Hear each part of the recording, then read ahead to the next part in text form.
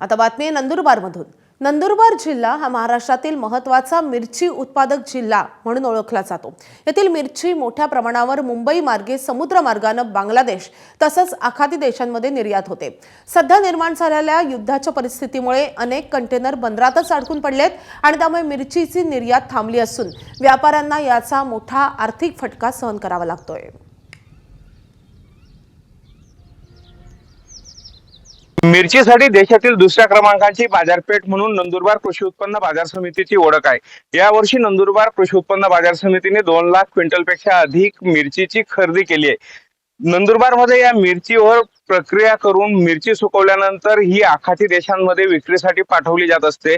मात्र आखाती देशांमध्ये असलेल्या तणावग्रस्त परिस्थितीचा फटका आता नंदुरबारमधील मिरचीला बसताना दिसून येतोय। मुंबईला मिरची गेल्यानंतर ती समुद्र मार्गाने बांगलादेश आणि विविध आखाती देशांमध्येही पाठवली जात असते।